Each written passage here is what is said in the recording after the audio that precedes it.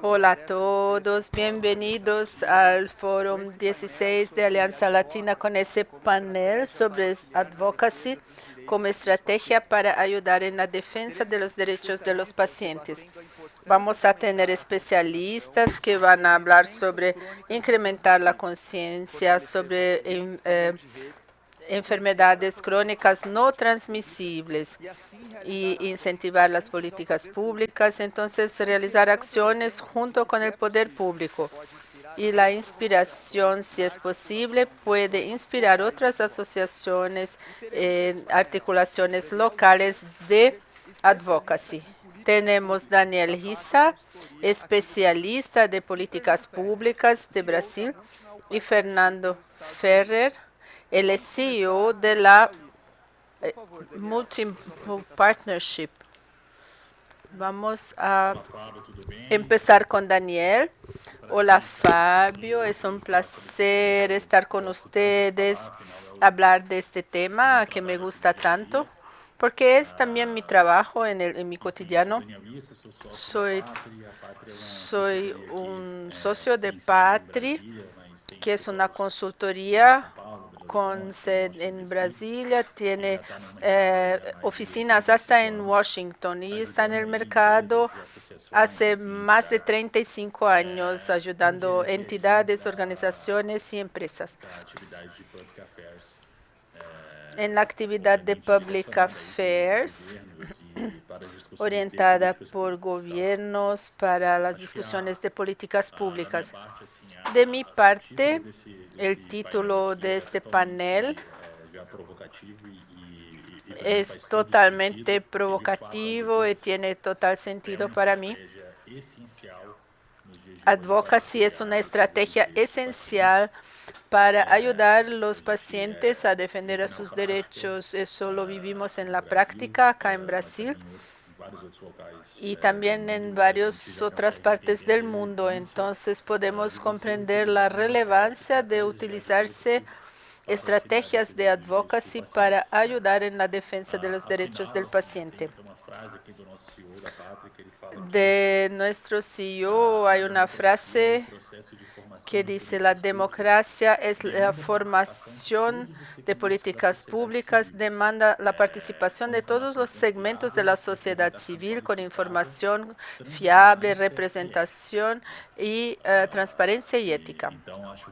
Entonces, advocacy entra en la historia de la representación de la sociedad civil porque advocacy es el instrumento que tenemos hoy para educar, informar, para involucrar nuestros stakeholders y también para que podamos participar, influenciar en los procesos de decisión de políticas públicas.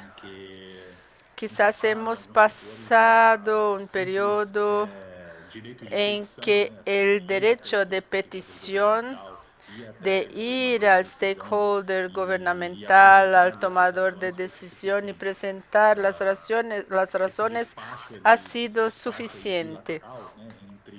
El despacho bilateral entre el demandante y la persona que va a decidir aún es necesario, es parte del proceso de Public Affairs, pero hoy identificamos lo cuanto es esencial el advocacy para legitimar la petición al poder público o aquel stakeholder gubernamental.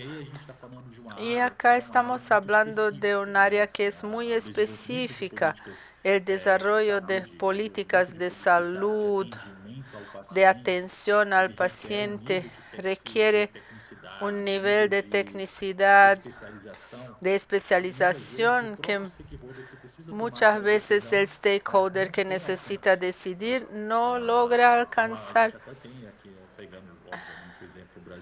Tomando el ejemplo de Brasil, tenemos varios parlamentarios que son del área de la salud, son médicos, o quizás están lejos de la medicina o aún que están en la actividad hasta muy poco tiempo de entrar en la política.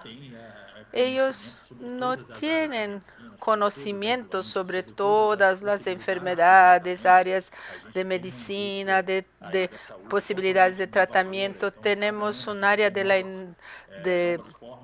tenemos en la medicina a cada año nuevas tecnologías y tratamientos que pueden mejorar la vida del paciente. Entonces, esa parte de la advocacy es esencial para lograr a influenciar nuestros stakeholders con aquella realidad. En nuestra visión hay un ecosistema que correlaciona las dos actividades de lobby, de llevar la causa al que toma la decisión, pero también existe el instrumento de advocacy para que esta petición se legitime. Y es totalmente natural que los protagonistas de la política pública, los que son los principales interesados, estén involucrados a hacer la representación, a llevar la causa, a poner su posición. Las redes sociales son un instrumento muy importante para nosotros. El desarrollo tecnológico permitió que creáramos y transformáramos los grupos de interés en grupos de presión. Siempre que hablamos de políticas públicas, hablamos de grupos de interés. En el caso de salud pública, tiene que ver con los pacientes, con los médicos que pasan el tratamiento al paciente. Entonces hay ese grupo de interés que se interesa por un tratamiento y tiene interés en una política pública y sabe aún más que los stakeholders las especificidades de la política o cómo se la puede desarrollar, diseñar para que sea la más específica posible. Y las personas que tienen interés, ese interés particular, las transformamos en grupos de presión para educar a los stakeholders para que conozcan más. Hoy día, cuando veo eu vejo tanto que o setor de saúde avançou nesse sentido, né? Construiu ali espaços, arenas de debate. Veo cuánto hemos avanzado con el conocimiento para hacer oficinas, para llevar a los stakeholders todas las informaciones posibles de manera clara, transparente, para que la decisión por una política pública sea la más clara posible. Entonces, en cuanto a instrumento, es muy poderoso y necesario. Volviendo a mi frase inicial, es lo que califica nuestro proceso democrático de discusión de política pública. No ocurre sin la calificación de la discusión de manera eficaz. Si no terminamos por hacer discusiones y diseñar políticas públicas que no están de acuerdo con lo que necesitan las políticas públicas. El advocacy puede estar en todas las fases del ciclo. La política pública tiene un ciclo desde la idea hasta su implementación. Entonces, primero tienes ahí el poder público o hasta la sociedad civil que va a identificar el problema. Entonces, voy a traer siempre ejemplos de la salud, que es el tema de nuestro. Hay un tipo de enfermedad que se manifiesta, una nueva manera de lidiar con una enfermedad antigua. Y en el momento inicial de la discusión de la política pública se necesita el advocacy. Un gestor necesita de ese input de los médicos, de los pacientes, para que pueda ver ver que hay un problema. Entonces, para que abra los ojos a lo que pasa en el cotidiano de las personas. Entonces, cuando un gestor percibe un problema, se necesita formar una agenda de trabajo. La dinámica de la discusión de políticas públicas, quizás un poco burocrático de los gobiernos, dejan el proceso muy lento. Y cuanto más democrático y transparente el gobierno,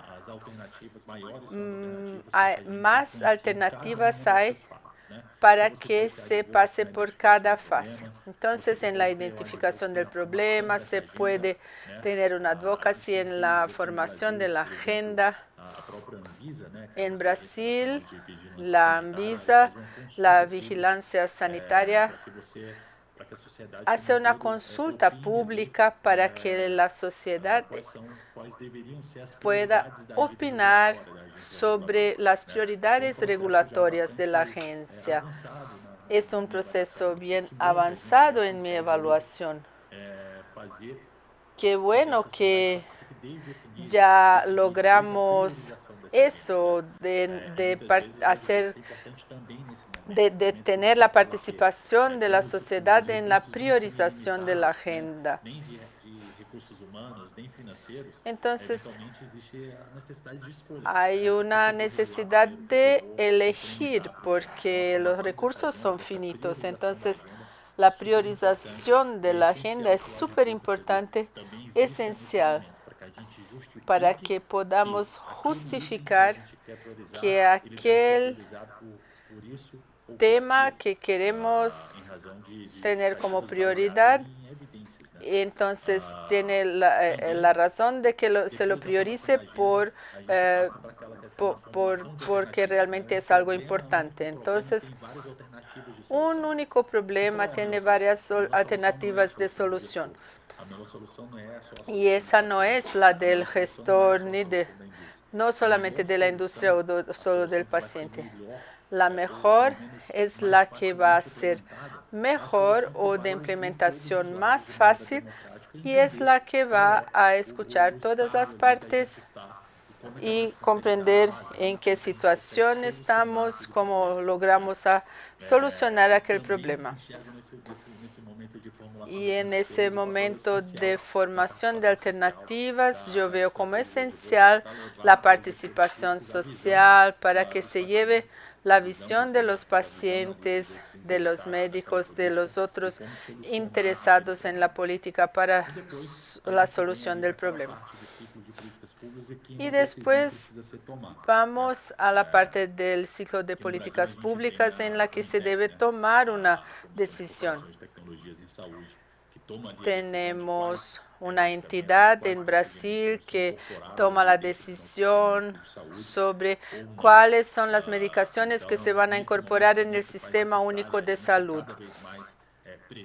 Y entonces hay una presión cada vez más grande para que lleve en cuenta la participación activa en el debate de la comisión a la sociedad. Entonces es el momento de toma de decisión, es un momento en que esos grupos de interés que se vuelven grupos de presión puedan presionar para que se pueda dar una dirección hacia alguna decisión. Y entonces cuando se toma la decisión, hay aún un otro paso que es la implementación. Entonces, obtenemos el derecho a una atención o a una actuación del Estado para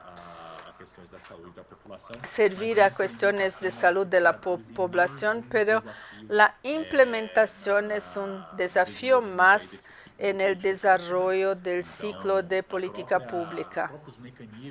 Los mecanismos mismos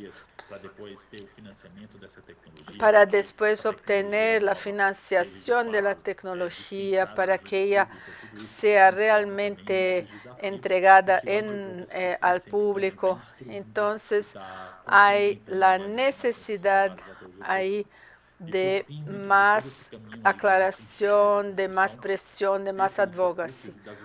Entonces, hay las oportunidades de actuación. Aún tenemos la fase final, que es la de evaluación. Cuando se implementa una nueva política o cambiar una que ya existe, el gestor necesita evaluar de cómo aquellas inovaciones que se acordaron en el momento de la decisión y de la implementación, cómo está resultando. Entonces, una vez más, son los usuarios que van a traer la calificación basados en datos y en advocacy. Siempre hablamos de datos para establecer un vínculo entre lo cuanto una política pública logró su objetivo. Creo que dentro de esa perspectiva no hay duda de la relevancia del rol del advocacy en la construcción de políticas públicas.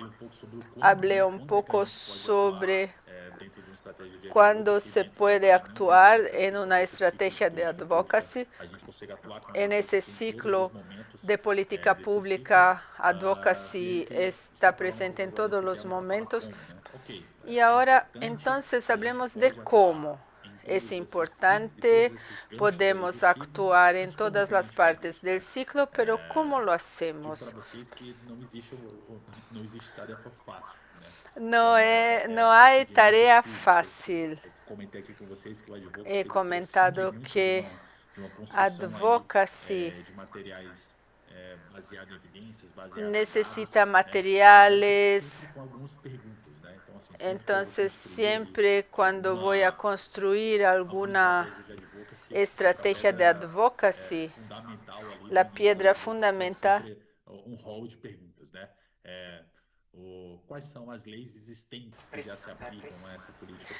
Entonces, voy a investigar cuáles son las leyes. Hay ya algunas propuestas de cambio. Quizás lo que yo quiero hacer, algún cambio, ya se presentó, ya hay un proyecto de ley, una iniciativa dentro del Congreso Nacional, del Poder Ejecutivo, para establecer aquel cambio. Entonces, no necesito partir desde el cero, sino que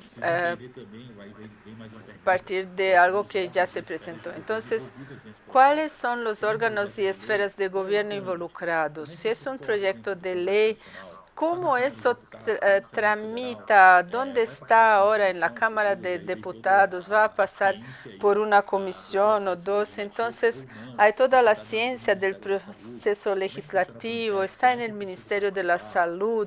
¿Cómo logro participar? ¿Cómo se decide? ¿Cómo logro hacer mi defensa de interés, entendiendo el proceso de y entender quién son quien hacen la toma de decisión, quién está dentro de la comisión, del CONITEC, en la Cámara de Diputados. Son todas estas preguntas para entender el contexto de esta discusión de políticas públicas para crear un plan de acción. ¿Quién son los otros formadores de opinión, los otros que toman decisión? Hoy día, con la era digital, con la influencia digital, ¿quién puede movilizar personas acerca de este tema? Es muy importante quién se puede oponer a mi propuesta, quién son los que se interesan, que tienen una agenda al contrario, que tienen argumentos contrarios. Así puedo anticiparme a cualquier tipo de ataque. Existen estudios acerca del tema. Tienes un rol, un elenco de preguntas y así podemos tener un pensamiento crítico sobre este proceso para poder organizar este proceso, preparar un plan de acción y aplicarlo. E aí já estou me direcionando aqui para Y minhas, ahora para minhas últimas estoy palavras, né? Falei então o usando las porquê, últimas né? palabras. É Dije por interessante, qué es quando, interesante, como e cuándo, por fim, cómo y por fin algo que para calentar algo o coração, que porque para calentar el é uma corazón. batalha árdua, Es una né? Nem batalla sempre os difícil. processos são transparentes, nem sempre os Ni todos processos los são procesos simples. son sencillos, Então a gente precisa transparentes. sempre ter a humildade de saber Necesitamos tener la humildad tomar alguns de ensinamentos dessa saber que caminhada do advocacy, né? tenemos que aprender en esta Acho que o primeiro ponto caminata. é El primer punto comunicar-se, es não é comunicarse. arte, é No es prática. arte, es Ninguém práctica. consegue já Nadie bater um bolão na primeira estratégia ali. puede, sabe todo en la primera estrategia Você não de consegue advocacy. No ser alguém que logras defende de empezar forma y saber brilhante ali o seu defender de forma posicionamento. É brillante prática. su A posicionamiento. primeira La reunião práctica com es o importante. ministro, La primera com o parlamentar, reunión a primeira reunião com o con el ministro traz sempre parlamentar, con el aquele, aquela ministro, ansiedade trae ali la para ansiedad entender o para quanto você pode entender falar, o que você pode cuánto falar, como que puedes você vai se decir, cómo comunicar. A questão da puedes comunicação também é um resbalar. desafio, né? Es un Como que eu desafío. consigo realmente Y yo direcionar a pienso minha fala de forma eficaz e algo que possa descubrir cómo só se puede usar ficar la numa charla discussão de fantástica, forma né? Ninguém eficaz, y pega eso um solamente se aprende con violino ali, práctica. pega ali Nadie na primeira vez toca e já violino la sabe primera vez y puede tocar tocar Mozart. É Mozart preciso tocando treinar, treinar, violino. Es treinar, fazer necesario muita entrenar técnica, né? muchas Para tocar veces violino muito bem. para tocar violino muy Arte de bien. Y el apresentação, arte né? de presentación, de Defender sua hacer causa, campaña de advocacy, também defender su causa, tem también isso. es eso, sería Outro eso. ensinamento que a minha experiência Otra, traz é que otra enseñanza que os problemas traigo de complexos los precisam de problemas soluções complejos criativas, né? E necesitan na área da saúde a gente tem soluciones muito isso. creativas. Tenemos Então, mucho os eso problemas aquí. realmente têm que Los ser resolvidos, até problemas pela questão son financeira, os complejos, recursos são escassos, los e recursos son eventualmente fazer a escasos mesma coisa que a gente fazia há 5 anos atrás y hacemos muitas todavía vezes lo não que pode hacíamos hace cinco ter o mesmo años. efeito, né? Então a gente tem que sempre estar Entonces, inovando, tenemos aprendendo com que o innovar, processo, entendendo novas aprender, possibilidades entender nuevas e a posibilidades para nossa que performance nunca nuestro caia ali desempeño numa caiga situação de y auto-performance, tá? cause una reducción E de também um auto-performance. ensinamento Y recente que é, otra cosa es una enseñanza acho que o cenário Covid que es trouxe, el escenario acabou COVID, catalisando ali o espaço catalizó el da espacio digitalização de da la nossa atividade. digitalización Se en antes a esta gente já actividad. Si contava antes com um ambiente contábamos con virtual, un por meio das entorno redes sociais, virtual, con redes para movimentar sociales para pautas, para movimentar colocar nas pautas, ruas campanhas de advocacy, eu acho que poner en las a pandemia calles agora deu uma catalisada nisso, né? las Porque campañas. o número de El jogos COVID de catalizó eventos que a eso, gente la realmente cantidad de consegue eventos fazer se não for que presencial nunca teve lugar certo. Tudo vai ser cayó, pero virtual e a gente podemos vê hacerlo alguns virtualmente, frutos que sería el dessa atividade fruto de esta mais actividad digital de forma más digital agora após Covid. ahora después É COVID. isso, Fábio, que eu Eso gostaria es. de compartilhar com vocês.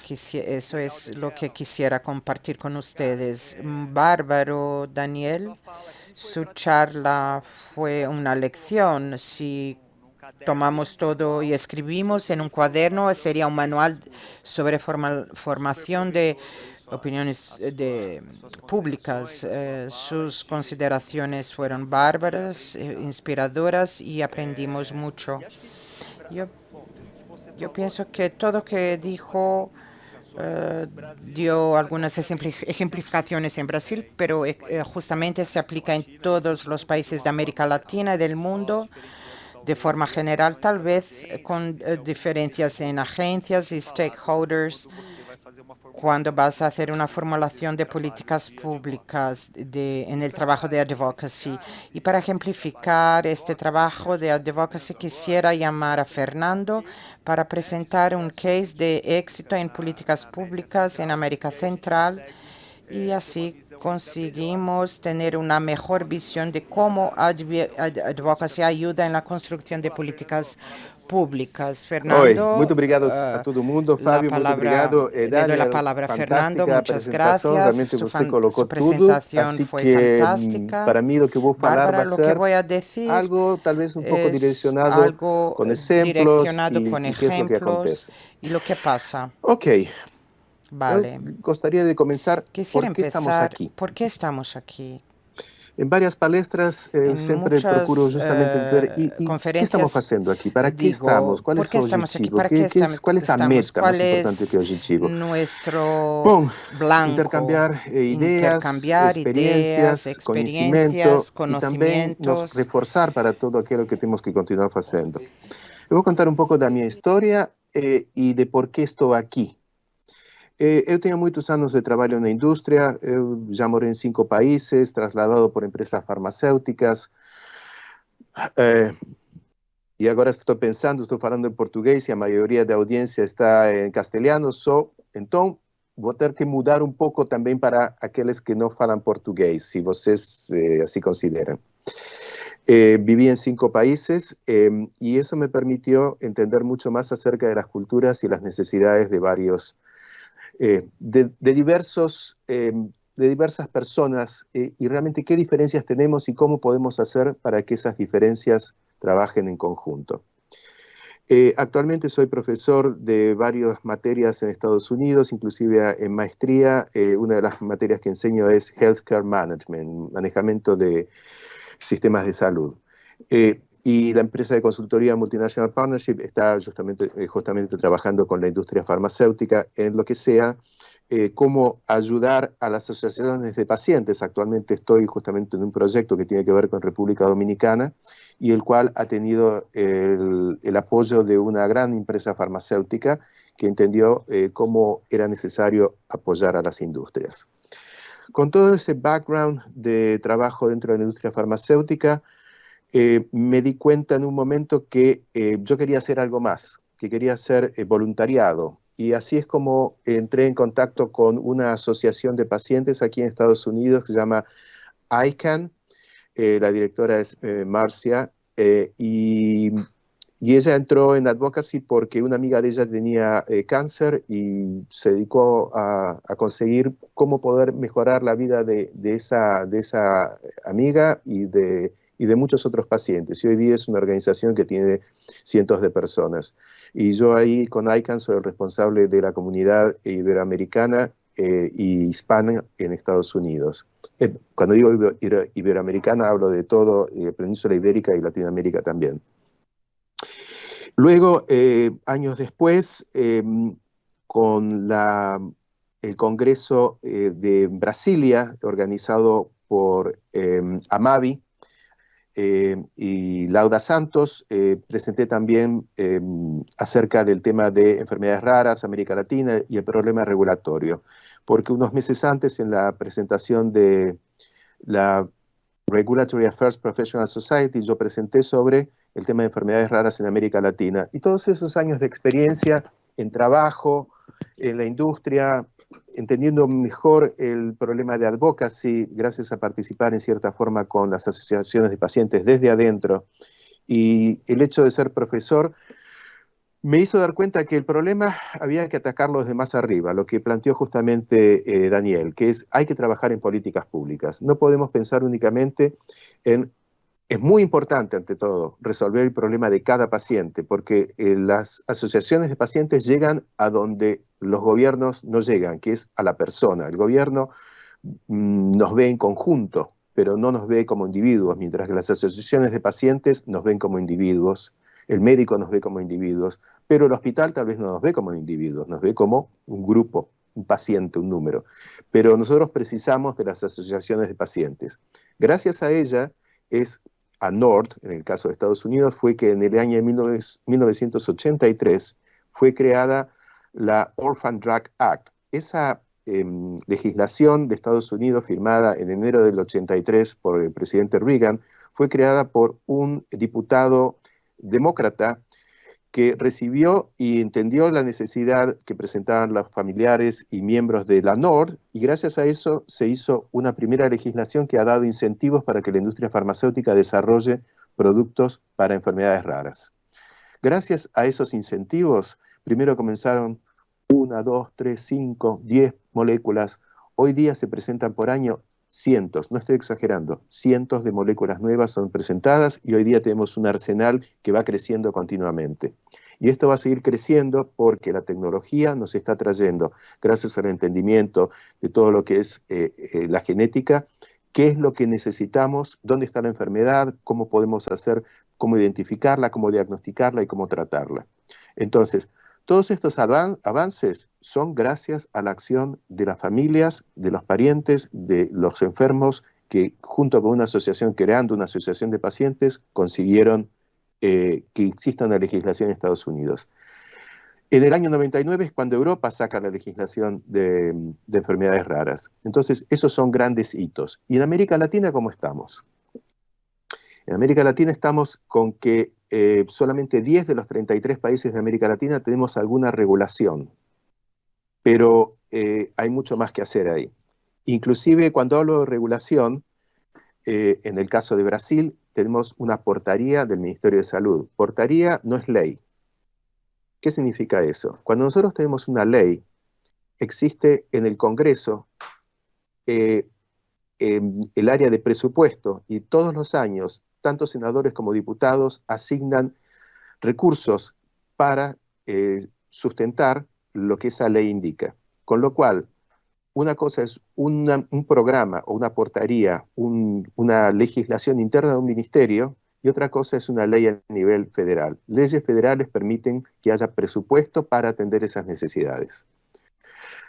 Estados Unidos. Se consumen aproximadamente 3,6 trillones de dólares en salud. Se invierten, porque no es un gasto, y se invierten 3,6 trillones de dólares. De ellos aproximadamente 1,3 trillones de dólares, trillones en moneda americana. En moneda de América Latina diríamos que son 1,3 billones, o sea, ya son tantos ceros que es difícil seguirlo, pero les puedo asegurar que es mucho dinero. ¿Y eso por qué se consigue? Porque existe la ley que fue creada en Estados Unidos, primero la ley de seguridad social y después la ley de Medicaid y de Medicare, que obliga a que haya recursos destinados para personas arriba de 65 años y para personas de menores recursos. Y el Congreso entonces cada año le da para esas leyes, para poder abastecer salud y sistemas de salud y medicamentos, les da 1,3 trillones de dólares, porque esa ley existe. Sin esa ley no existiría.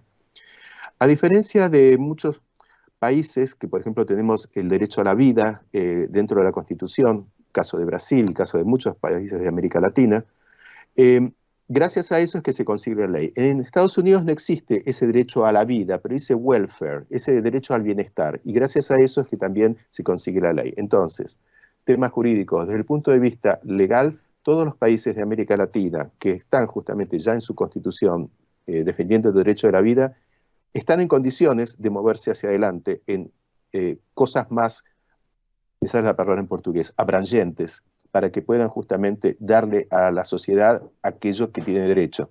La salud es un derecho, no es un privilegio. Actualmente en América Latina nos da la impresión que la salud es todavía un privilegio y eso realmente es algo que podemos cambiar. Yo entonces, a la medida que me iba enterando más acerca de todo esto, empecé a abogar más en lo que sea, bueno, esto hay que cambiarlo.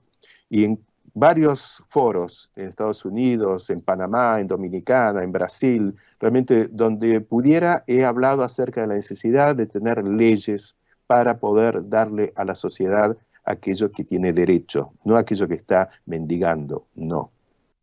Y el hecho de que, por ejemplo, los países consideran que el salud es un gasto, mientras que, por ejemplo, cuando hablamos de infraestructura es una inversión. Hemos hecho una inversión de 400 millones de dólares en un camino que va a comunicar esto con aquello. Muy bien, pero ¿no le vamos a dar salud a la gente?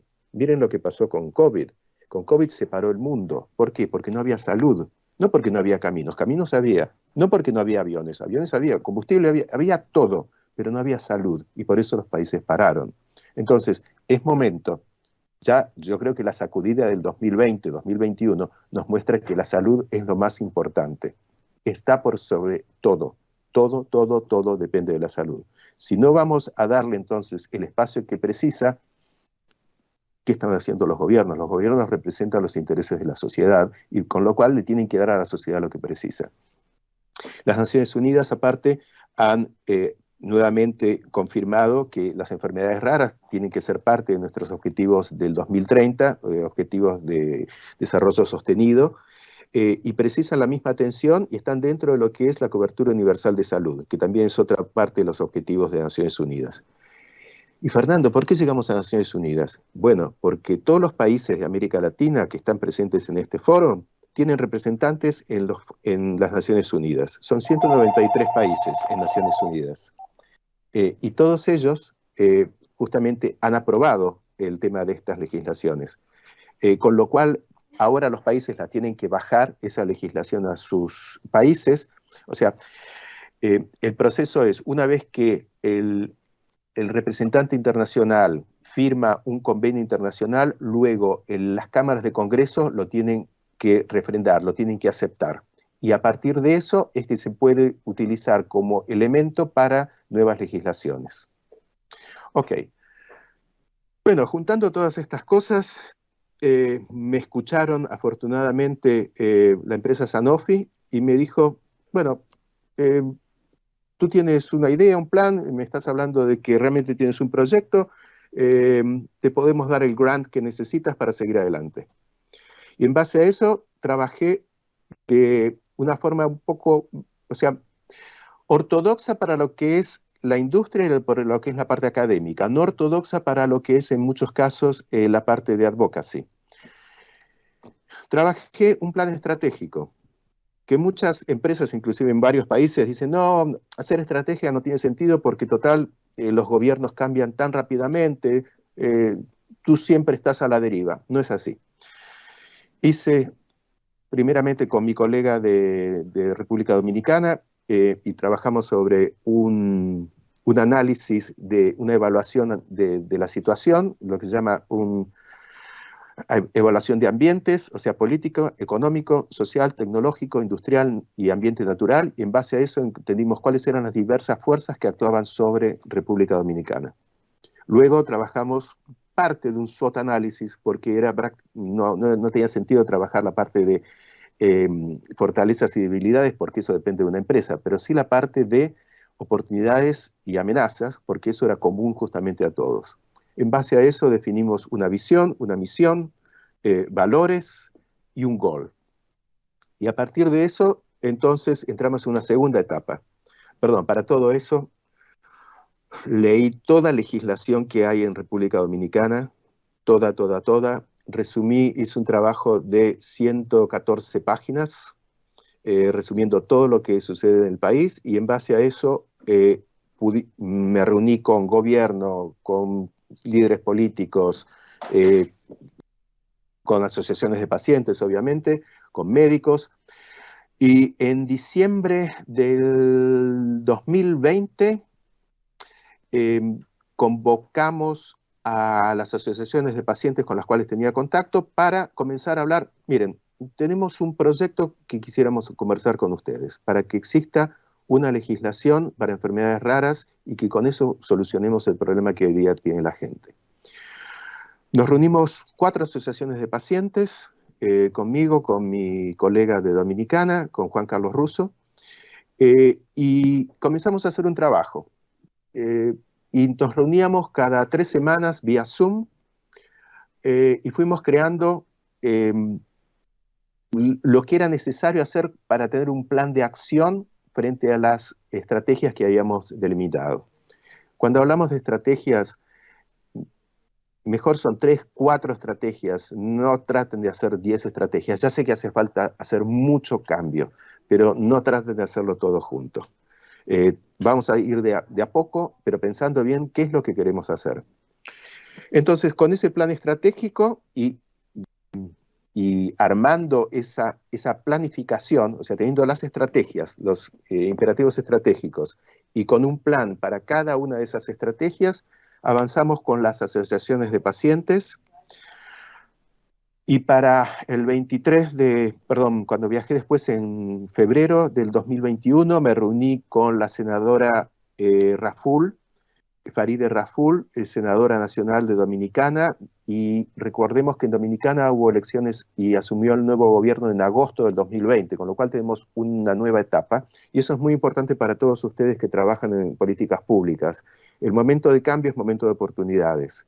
Si sabemos que va a haber elecciones pronto, trabajemos para ese nuevo periodo y los nuevos senadores y diputados que van a entrar, porque tenemos que trabajar con ellos. Ellos van a tener X años para desarrollar su trabajo, y nosotros, como asociaciones de pacientes, como abogados o como defensores de la salud y de nuestros conciudadanos, tenemos mucho para ayudarlos, con lo cual nos van a oír, y para eso, como decía Daniel, necesitamos preparar bien las agendas, necesitamos saber exactamente cuáles son nuestras audiencias, cuáles son nuestras partes interesadas con las cuales vamos a hablar, precisamos crear contenido. Y para eso, les digo, las asociaciones de pacientes están llenas de contenido. El testimonio de los asociados, de las personas, es un contenido absolutamente valioso y creíble. No vamos a hablar de lo que le pasó a un paciente en la República Checa, es muy importante, pero para el señor que está en Bolivia no le importa qué es lo que pasó al final del día, porque él quiere defender los derechos de aquellas personas de su país. Entonces, atención, tenemos mucha información y la podemos trabajar. Bueno, la cuestión entonces es que para junio del 2021 teníamos 10 asociaciones de pacientes. Yo, junto con mi equipo, fuimos liderando a estas asociaciones de pacientes. Ya eran 10 asociaciones de pacientes que firmaron la carta que yo escribí para la senadora Raful, y ella inmediatamente, el mismo día, ya puso en su página de Facebook que había recibido a estas asociaciones y que ya ponía una mesa de trabajo, bueno, que ella ya se envolvía en este tema. Y así es, o sea, fíjense, empezamos haciendo un análisis de situación, empezamos a entender qué es lo que estaba pasando, qué es lo que se podía hacer. Juntamos asociaciones de pacientes, gente que conoce el problema y que está luchando y sufriendo todo lo que sucede.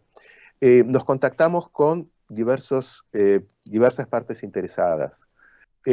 Creamos un documento de 21 páginas, en la cual inclusive el documento, yo tengo ya creado hace un tiempo 15 puntos que una ley de enfermedades raras, o enfermedades raras, poco complejas o poco frecuentes, porque no queremos caer en una definición de que no, hasta 50 pacientes cada 100.000, cada 65 cada 100.000. No, tenemos que ir más allá, porque al final de todo no vamos a tratar a la gente como números. Sabemos que la gente no es número, la gente es persona, es entidad única.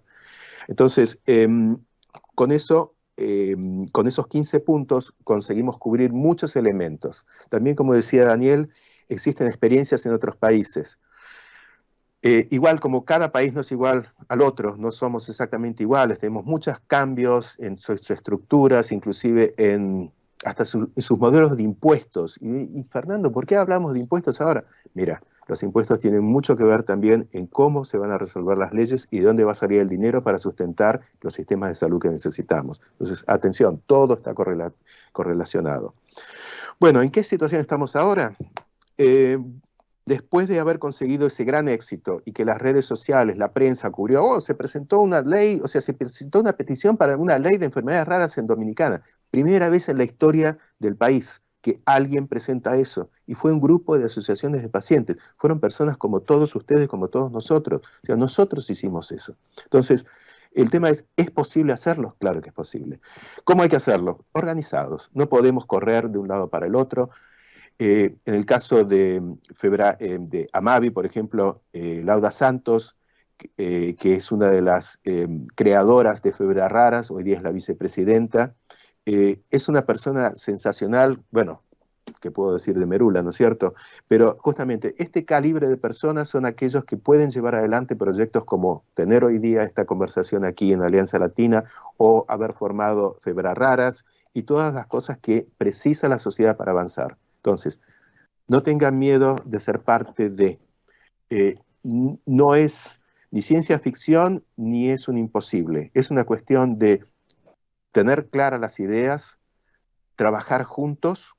Cada asociación continúa trabajando en defensa de sus pacientes, pero en conjunto trabajan en aquellos elementos que son propios para todos los pacientes. Tenemos mucha gente en este mundo realmente con experiencia. Daniel y su equipo es un ejemplo también y pueden contar con nosotros, pero el tema es, ustedes son los motores, precisamos sí del soporte de la industria o de donaciones de personas físicas, porque por ejemplo en este momento para poder cubrir los asesores que permitan a esta ADAPA, Asociación Dominicana, Alianza Dominicana de Asociaciones de Pacientes, ADAPA, inclusive hay una página web que es adapa.org.do.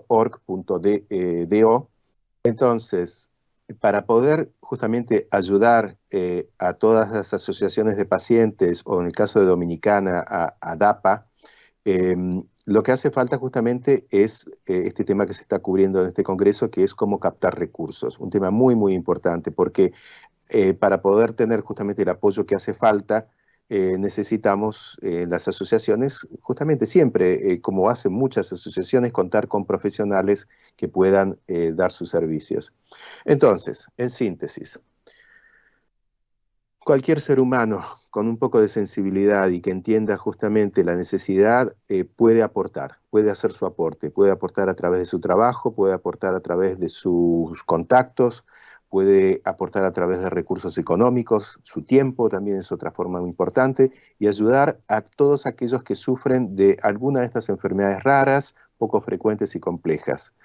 Y ayudar de muchas formas. El tema regulatorio, el tema de políticas públicas es responsabilidad nuestra, no es responsabilidad de los gobernantes.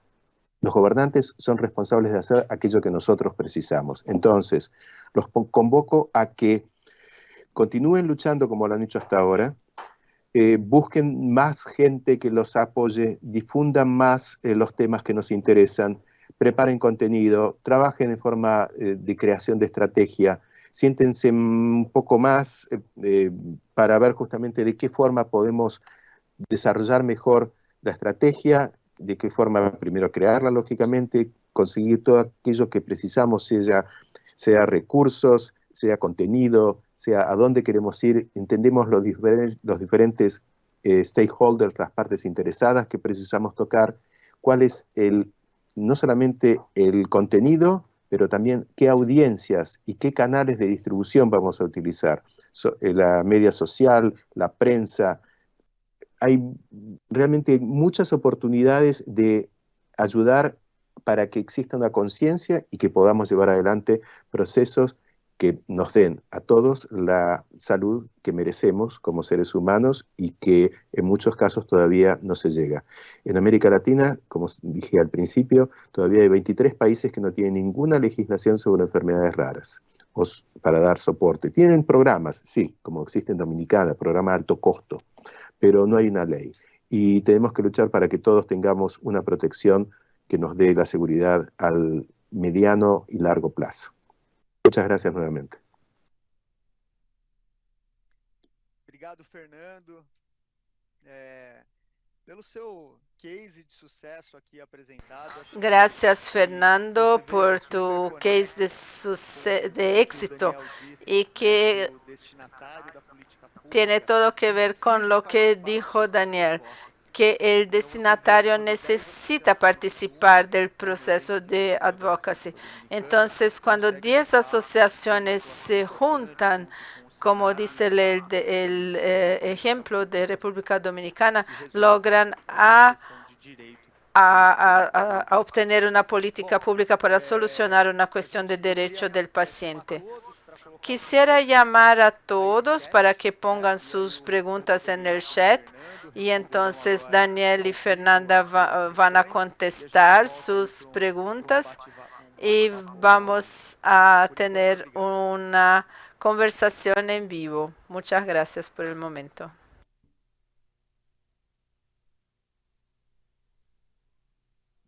Por eso. Muy bien, Fernando. Abran sus micrófonos para que pueda escuchar a ustedes. Muy bien. Ahora estamos en vivo, entonces si alguien tiene alguna pregunta, puede escribirla en el chat. Vamos a tener algún tiempo para conversar y y también aclarar las dudas y también la de la audiencia que va a poner sus dudas en el chat. Quisiera empezar con Daniel sobre la estructura de políticas públicas, las estrategias de advocacy. Él habló mucho sobre comunicación con los stakeholders. Sabemos que en la punta a quienes van a solucionar una cuestión de políticas públicas es el que toma decisión, el Congreso, el Senado. Entonces te quiero preguntar alguna indicación para las asociaciones que acceden para que puedan acceder a los parlamentarios. A veces vemos los parlamentarios. Brasilia es un lugar muy lejano, está ahí en el centro y muchas veces los parlamentarios no se logra acceso a ellos. Entonces, ¿cómo se logra poder conversar con esa gente para presentarles nuestras peticiones? Sí, hay esta dificultad debido a la centralización de la política en Brasilia. En mi experiencia, le digo que el contacto con los parlamentarios no es tanto un problema actualmente. Hay esa cuestión del desplazamiento hasta Brasilia. Sabemos que los pacientes tienen dificultades para poder interactuar de esta manera presencial. Pero tuvimos un avance en los últimos tiempos de poder acceder a ellos online. No le voy a negar que virtualmente no logramos en aquella velocidad que buscamos.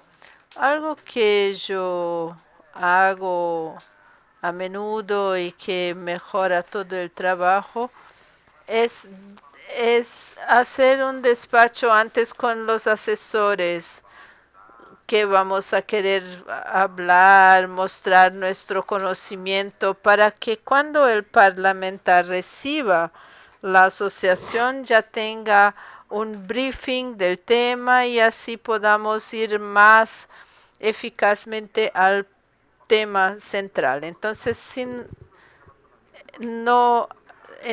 esa es una indicación de hablar con el jefe de gabinete, acercarse de él. Y eso también porque un parlamentar que tiene ya una trayectoria en la salud siempre tiene un asesor que es un especialista en políticas de salud.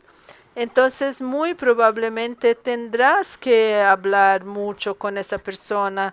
Tu equipo técnico va a tener que hablar con esa persona. Entonces, es importante construir eso en la base de la pirámide para después construir la relación con el parlamentar a más largo plazo. Es así que yo veo que funciona. Acá en Abrale tenemos una estructura con 6 personas que trabajan en el Departamento de Políticas Públicas y Advocacy. Estoy súper de acuerdo con lo que dijiste. Hablamos mucho más con asesores que con diputados.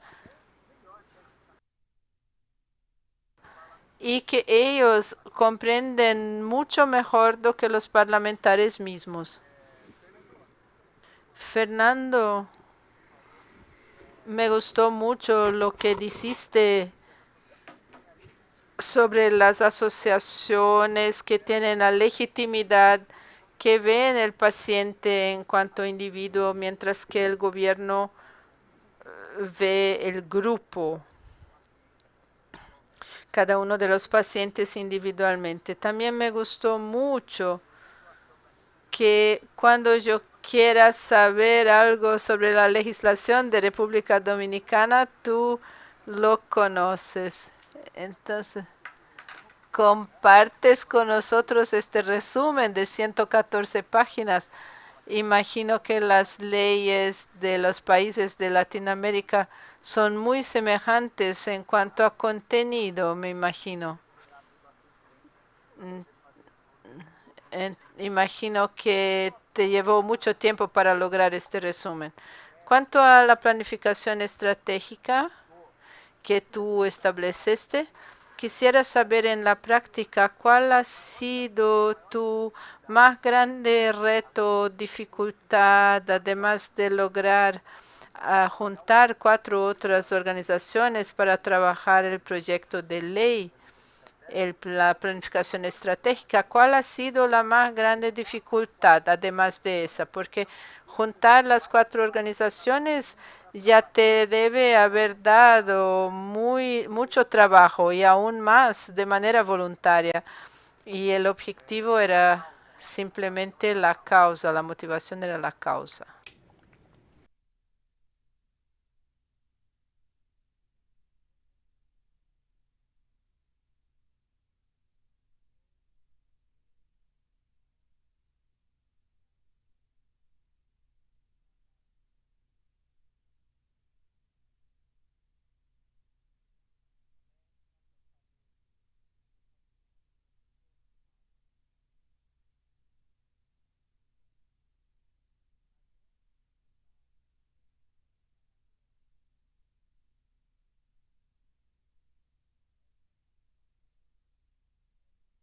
Nosotros no podemos gerenciar el tiempo de las personas ni tampoco gerenciar qué es lo que van a hacer. Entonces, tenemos que trabajar en una cuestión de lideranza. Y esa lideranza hay que ganarla en base a poder demostrar de que hay valor dentro de esa discusión.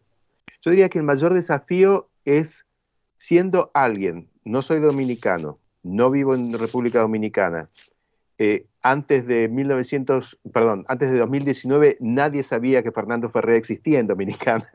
Puede ser algún hotel que habría pasado vacaciones. Pero entonces, reunirnos con las personas, que las personas escuchen y confíen en que se pueden hacer cosas. Y luego que permanezcamos unidos a lo largo de diversas sesiones. Al igual que decía Daniel, sí, todas nuestras sesiones del 2020 fueron online, o sea, teníamos un Zoom cada 3 semanas. Preparar agenda, que la gente participe, pero participe no solamente poniendo la cámara, sino que, a ver, ¿qué hacemos con esto? ¿Qué hacemos con aquello? Yo creo que el desafío es ese, es que confiemos y contar con el tiempo para que la gente pueda contribuir. Empezamos 4, pero la carta fue firmada por 10. Y algo que no cité en la conferencia es que el mismo día que salió la nota en Facebook, crecimos 20%, es decir, 2 asociaciones más se juntaron, pero es 20%. Y hoy día creo que son 18 asociaciones y continuamente hay gente que se va sumando. Porque, y es más, esto que empezó como una alianza dominicana de asociaciones de pacientes, siendo una entidad de alianza sin identidad jurídica, fue decidido pocos días atrás que se cree, o sea, que se convierta en una fundación de acuerdo con la legislación de Dominicana, o sea, que pase a tener personería jurídica. ¿Por qué es importante? Porque a través de eso no solamente su representación está mejor establecida, sino que también puede recibir recursos y donaciones. Hasta tanto no estás registrado, no vas a poder recibir dinero, porque a ver, ¿a quién le doy el dinero? ¿A un grupo de gente que tiene buena voluntad? No. Entonces hay que pasar por un periodo de 1 año aproximadamente hasta que la fundación está legitimizada por las leyes del país, y en base a eso va a poder recibir ese dinero, las donaciones o patrocinios. ¿Y cómo hace hasta ahora? Bueno, una de las asociaciones miembros de ADAPA recibe dinero que se lo pasa directamente o le paga a los consultores o a la gente que necesita para los recursos. Entonces el desafío es ese. que confiemos unos en los otros, que nadie busque protagonismo, que es importante el protagonismo. O sea, todas estas personas que trabajan en asociaciones de pacientes, yo los defino como entrepreneurs. O sea, son gente con con una fuerza para crear, para desarrollar